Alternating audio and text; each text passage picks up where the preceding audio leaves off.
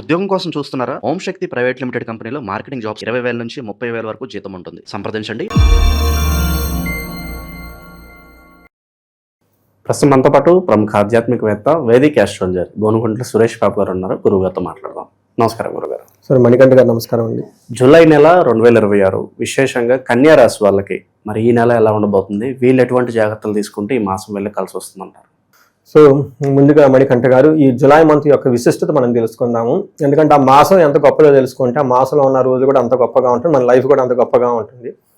So ఆ విధంగా మనం ఇండివిజువల్ లైఫ్ నేచర్ నుంచి వ్రతాలకి కాలానికి మన మహర్షులు అలైన్మెంట్ చేశారనమాట. అందుకనే మాసాలు, తిథులు, మోడాలు ఇవన్నీ రకరకాలు పెట్టేశారు.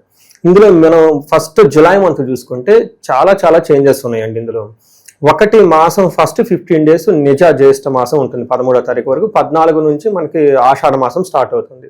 ఇందులో ఎప్పుడైతే మనకి ఆషాఢ మాసం స్టార్ట్ అయిపోతుందో మనకి దేవి నవరాత్రులు, గుప్త నవరాత్రులు అని స్టార్ట్ అయిపోతుంటాయి. వారాహి నవరాత్రులు అని అంటూ ఉంటారు. అయితే ఆ తర్వాత మనకి ఏమవుతుందంటే ఇమ్మీడియట్గా మనకి కర్కాటక రాశిలోకి ఎప్పుడైతే ప్రవేశం చేస్తూ ఉన్నాడో మనకి ఏమంటారు, కర్కాటక సంక్రమణ దక్షిణాయనం అంటారు. ఎప్పుడైతే దక్షిణాయనం స్టార్ట్ అవుతుందో మనకి చాతుర్మాస వ్రతం అని స్టార్ట్ అవుతుంది. అది మనకి తొలి ఏకాదశి పండుగ ఉంటుంది. మనకి తొలి ఏకాదశి వచ్చేటప్పటికి ఎప్పుడు వస్తుంది, 25వ తారీఖు వస్తుంది. చాతుర్మాస వ్రతం 26 నుంచి స్టార్ట్ అవుతుంది. 29వ తారీఖు గురు పూర్ణిమ ఉంది. అంటే ఇప్పుడు ఈ ప్రకారం చూసుకుంటే మనకి గురుమోడం ఉంది, వారాహి నవరాత్రులు ఉన్నాయి, చాతుర్మాసం ప్రారంభం అవుతుంది, ఆషాఢ మాసం ప్రారంభం అవుతుంది, గురు పూర్ణిమ ఉంది. సో ఇన్ని రకాల విశిష్టతలు మనకి ఈ మాసంలో కలిగి ఉన్నాయి కాబట్టి ఇది చాలా ముఖ్యము, అందరూ సెలబ్రేట్ చేసుకోవాల్సిన మాసం అని చెప్పుకోవచ్చు. మన జ్యోతిష శాస్త్రం ప్రకారంగా గ్రహాలు మారుతూ ఉంటాయి కాబట్టి 3 గ్రహాలు మారుతున్నాయి. జూలై 4వ తారీఖు, 7వ తారీఖు, 16వ తారీఖు. ఇందులో వచ్చేటప్పుడు శుక్రుడు, బుధుడు, సూర్యుడు వరుసగా మారుతూ ఉన్నారు కాబట్టి మనం ఈ 12 రాశుల వారికి టోటల్గా ఎలా ఉండబోతుంది ఏంటనేది దీని గురించి తెలుసుకుందాం. మనం కన్యరాశి చూసుకుంటే కొంచెం మిక్స్డ్గా ఉందని చెప్పుకోవచ్చు. అంటే మరీ అంత ఫేర్గా ఏం లేదు, బట్ ఓవరాల్గా చూసుకుంటే ఒక 60 to 70% బాగుందని చెప్పుకోవచ్చు. అక్కడక్కడ కొంచెం ప్రతికూల పరిస్థితులు కూడా ఉన్నాయి, అవి ఏందో మనం చూద్దాం. ఇందులో ముందుగా చెప్పుకునే ముందు కన్యరాశిలో ఉన్న నక్షత్రాలు అవి చూసుకుంటే ఉత్తర 2, 3, 4 పాదాలు, హస్త 1, 2, 3, 4 పాదాలు, చిత్త 1, 2 పాదాలంతా ఈ కన్యరాశిలో ఉంటారు. మనం పేరు బలం ప్రకారం చూసుకుంటే వీళ్ళకి టో, పా, పీ, పు, షం, నా, టా, పే, పో అన్న లెటర్స్ అంతా కూడా ఈ కన్యరాశిలో ఉంటాయని గమనించాలి. ఇందులో మనకి లఘు గోచారము, సూక్ష్మ గోచారం అనే ఒక కాన్సెప్ట్ ప్రకారం చూసుకుంటే చిన్న చిన్న మాటల్లో హోల్ మంత్ అంతా ఎలా ఉందో మనం చెప్పుకోవచ్చు అనమాట. ఇందులో మనకేం చెప్తారంటే శాస్త్రాల్లో విత్తలాభం, దేహ రుజం, శేష సౌఖ్యం, అర్ధ ప్రాప్తిం అంటారు.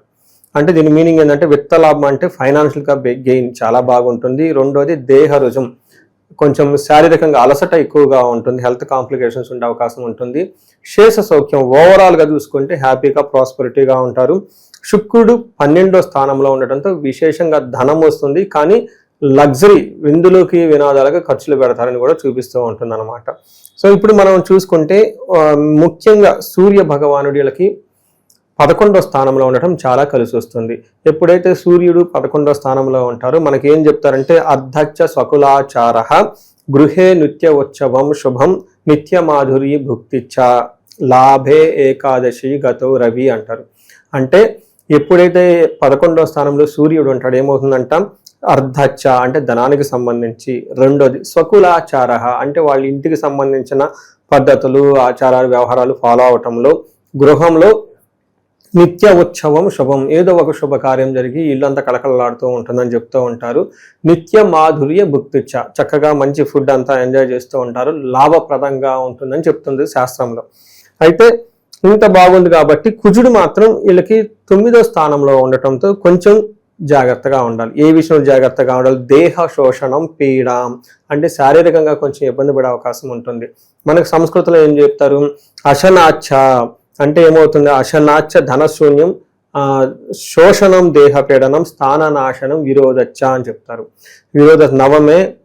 నవమస్తే ధారాసుతే అంటే 9వ హౌస్లో కుజుడు ఉండటం ఏమవుతుందంట, అనుకున్న పనులని సరిగ్గా జరగకుండా ఇబ్బంది పడుతూ ఉంటుంది, శారీరకంగా కొంచెం టైర్డ్నెస్గా ఉంటుంది.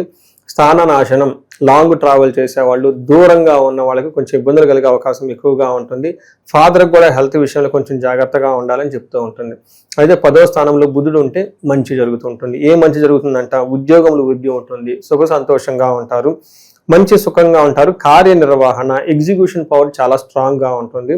అంతేకాకుండా వీళ్ళకి ఆల్టర్నేటివ్ మెథడ్స్ బాగా ఎక్కువగా పుట్టుకుంటారు. ఒక అవకాశం ఎక్కడన్నా కనపడకపోతే రెండో వేలో ఖచ్చితంగా వేరే విధంగా ఆల్టర్నేటివ్గా ఎంప్లాయ్మెంట్ చేసే అవకాశం ఎక్కువ ఉంటుంది. తర్వాత ఉద్యోగం కానివ్వండి, యాక్షన్, ఎనీథింగ్ ఆల్టర్నేటివ్ మెథడ్స్ వాడి చక్కగా విజయం సాధించే అవకాశం ఉంటుంది. అదే ప్రకారంగా వీళ్ళకి శుక్రుడు 12వ స్థానంలో ఉన్నారు. ఎప్పుడైతే శుక్రుడు 12వ స్థానంలో ఉండటంతో ధనం అయితే వస్తుంది. బట్ ఆ ధనాన్ని విపరీతంగా విందులకి, వినోదాలకి, ఖరీదైన లగ్జరీ ఐటమ్స్ కొనుక్కోవడానికి, విలాసవంతమైన వస్తువులకు ఎక్కువగా ఖర్చు పెట్టే అవకాశం ఉంటుంది. ఇది కాకుండా మనకేం చెప్తారంటే ఆటంకాలు కూడా కలిగిస్తూ ఉంటుంది. వ్యవసాయం కానీ వ్యాపారంలో చేస్తూ ఉంటే ఆటంకాలు ఎక్కువగా కలుగుతూ ఉంటుంది. అలానే గుప్త రోగాలు అంటే చెప్పుకోని విధంగా కొన్ని ప్లేసుల్లో వీళ్ళకి రోగాలు వచ్చే, హెల్త్ విషయాలు వచ్చే అవకాశం ఉంటుంది. కొంచెం జాగ్రత్తగా ఉండటం ఎంతైనా అవసరం అండి. నక్షత్రాలకు సంబంధించి ఈ రాశికి ఎలా ఉంటుంది గురుగారు? ఉత్తర ఫాల్గుని, హస్త, చిత్త నక్షత్రాలు ఇందులో ఉంటుంది. ఇందులో ఉత్తర ఫాల్గుని నక్షత్రం చూసుకుంటే పరాభవము, ఫస్ట్ లాభప్రదంగా ఉంటుంది చూసుకుంటే ఓవరాల్గా. రెండోది ఏమవుతుంది, అతి భయము, దేహపీడనం, అతిగా భయపడే అవకాశం ఎక్కువగా ఉంటుంది. పరవాసము, ఫారిన్లో ఉన్న, ఫారిన్ రిలేటెడ్ ఎవరైనా ఉన్నా వాళ్ళకైతే బాగా కలిసి వచ్చే అవకాశం ఉంటుంది. అనుకున్న పనుల్లో చికాకులతో కొంచెం ఉంటాయి, అదర్వైజ్ అంతా బాగుంటుంది. హస్త నక్షత్రం వాళ్ళకి క్షేమంగా ఉంటారు. ఫారిన్లో ఉండే అవకాశం, లాంగ్ ట్రావెల్ చేసే వాళ్ళకి బాగుంటుంది. వీళ్ళు కూడాను అతి భయము, దేహపీడనం, హెల్త్ కాంప్లికేషన్స్తో అతిగా భయపడే అవకాశం ఉంటుంది. భయపడే అవసరం లేదు, ఇది టెంపరీ ఫేజ్ అని గమనించుకోవాలి. అలానే చిత్తా నక్షత్రం వాళ్ళకి దేహపీడనము లాభప్రదంగా ఉంటుంది, పరవాసము క్షేమప్రదంగా ఉంటుంది. వీళ్ళకి కూడాను అతిగా భయము పడే అవకాశం ఉంటుంది, కొంచెం జాగ్రత్తగా ఉండాలి. ఓవరాల్గా చూసుకుంటే వీళ్ళకి అతిగా భయపడే పరిస్థితులు ఉంటుంది. హెల్త్ కాంప్లికేషన్స్ నెగిటివ్గా ఉన్న, పాజిటివ్ సైడ్లో ఫారిన్లో ఉన్న, లాంగ్ ట్రావెల్ చేసే వాళ్ళకి బాగుంటుంది, క్షేమంగా ఉంటుందని మనం గమనించుకోవాలి.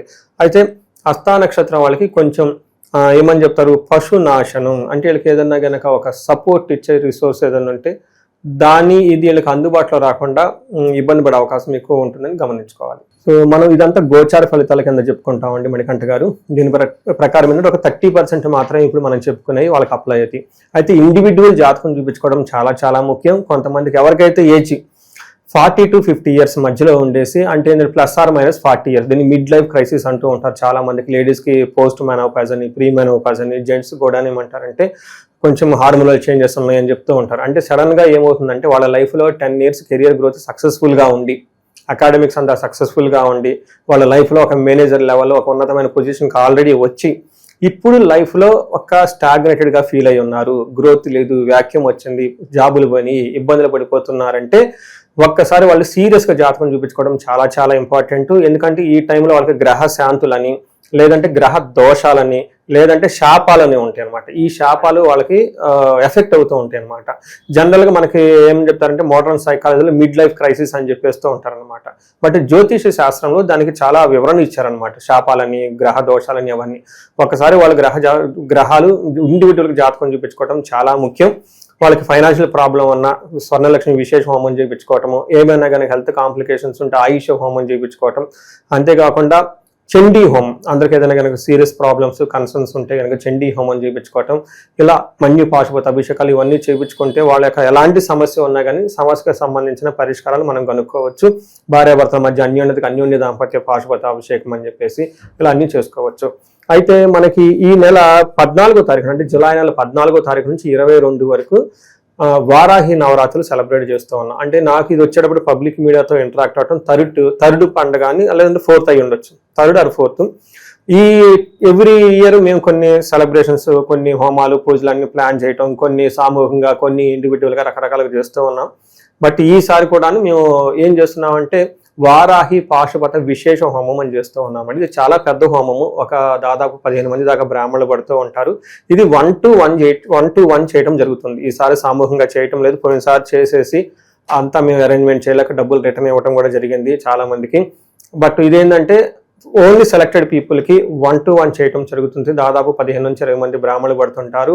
వారాహి పాశుపత విశేష హోమం చేస్తూ ఉన్నాం అనమాట, దాదాపు 15 మంది. ఇది వచ్చేటప్పుడు 4:30 గంటల 5 గంటల పెద్ద హోమం పడుతుంది. Only in a day 2 times. నవరాత్రులు స్టార్ట్ అయిన 14వ తారీఖు నుంచి 22వ తారీఖు వరకు మార్నింగ్ ఒక స్లాట్, ఈవినింగ్ ఒక స్లాట్. ఈవినింగ్ స్లాట్ ప్రిఫరబుల్గా NRIలకి, అమెరికా ఉన్న వాళ్ళకి చేస్తూ ఉన్నాము. దీనివల్ల ఎందుకు చేయించుకోవాలంటే ఫస్ట్ కార్యజయం, చాలా నాలెడ్జ్ ఉంది, ఎగ్జిక్యూషన్ చేయలో ఫెయిల్ అయిపోతున్నాం అనుకున్న వాళ్ళకి వారాహి అమ్మవారికి చేయించుకోవాలి. రెండోది తగాదులు, శత్రుబాధలు ఏమైనా ఉంటే దానికి సంబంధించి చేసుకోవాలి. డైరెక్ట్గా ఇండైరెక్ట్గా ఎవరికైనా ప్రాబ్లమ్స్ ఉంటే చేయించుకోవాలి. మూడోది రియల్ ఎస్టేట్ పీపుల్ ఎవరైతే ఉన్నారో స్టాగ్నేటెడ్గా ఉన్నారో, నేను ఎక్కడో ఆర్టికల్ చూస్తాను 80,000 అపార్ట్మెంట్లు ఏమో అన్యూజ్డ్, కొంతమంది పేమెంట్ కట్టేసి డ్రాప్ అయిన వాళ్ళు మొత్తం లాక్ అయి ఉన్నారనమాట. ఇలాంటి ఎవరైనా రియల్ ఎస్టేట్లో వాళ్ళు ఉన్నా కానీ లైఫ్లో ప్రోగ్రెస్ లేదు, ధనం లేదు అని అనుకుని ఎవరైనా కనుక అనుకుంటూ ఉంటే ఇది వాళ్ళకి ఈ నవరాత్రుల టైంలో చాలా మంచి ఒక అవకాశము. ఇంట్రెస్ట్ ఉన్న వాళ్ళు మాత్రం ఖచ్చితంగా ఫోన్ చేసి అపాయింట్మెంట్ తీసుకోండి. ఒకసారి మళ్ళా చెప్తున్నాను, 18 కంటే హోమాలు ఎక్కువ చేయలేము. In a day only 2 morning and evening. Morning preferably ఇండియన్స్కి, ఈవినింగ్ స్లాట్ ఎన్ఆర్ఎస్కి మేము అరేంజ్మెంట్ చేస్తున్నామండి. దీన్ని సద్వినియోగం చేసుకోవాలని చెప్పేసి నేను కోరుకుంటూ ఉన్నాను. పరిహారాల విషయానికి వస్తే వీళ్ళకి ఎలాంటి పరిహారాలు సూచిస్తారు గురువుగారు? వీళ్ళకి బుద్ధులు మిక్స్డ్గా ఉంది కాబట్టి మెయిన్ కుజుడు కొంచెం ఇబ్బంది పెడుతూ ఉన్నారు కాబట్టి సుబ్రహ్మణ్యేశ్వర స్వామి ఆరాధన చేసిన, రెండోది క్షేత్ర పాలకులు దగ్గరలో ఉన్న గ్రామ దేవతలను వాళ్ళకి దగ్గరలో ఉన్న బాగా పాపులర్ అయిన గుడిలో ఉన్న దర్శించుకుంటే చాలా బాగుంటుంది. నెక్స్ట్ మనకి నాగుల కట్ట అని చెప్తారు, ఓకే, అశ్వత్ కట్ట కూడా అని అంటుంటారు. చక్కగా మర్రి చెట్టు కింద జంట నాగుపాములు ఎక్కడైతే ఉంటాయో అక్కడ ప్రదక్షిణం చేసి చక్కగా జంట నాగులకి క్షీరంతో, పాలతో కానీ లేదంటే నీళ్లతో అభిషేకం చేసి స్వహస్తాలతో పూజించి దీపారాధన చేస్తే చాలా చాలా నెగిటివ్ ఎనర్జీ అంతా పోయేసి చక్కగా ఉంటారని తెలుసుకోవచ్చు. ఇది కాకుండా వీళ్ళకి ఈ రాశి వాళ్ళకి సహజంగా అంతా బాగుంది. ఇన్ కేసు ఎవరికన్నా బాగాలేకపోతే ఇండివిజువల్ జాతకం చూపించుకోవడం చాలా ముఖ్యం. వీళ్ళైతే సుదర్శన హోమం అని ఉంటుంది, అది కనుక చేయించుకోగలిగితే టోటల్గా ఫుల్ ఫ్యామిలీ అంతా ఆరా ప్రొటెక్షన్ వచ్చేసి బాగుంటుంది. ఓవరాల్గా ఈ రాశి వాళ్ళకి ఈ నెల ఎలా ఉండబోతుంది మంచి విశ్లేషణ అందించారు. ధన్యవాదాలు. ధన్యవాదాలండి.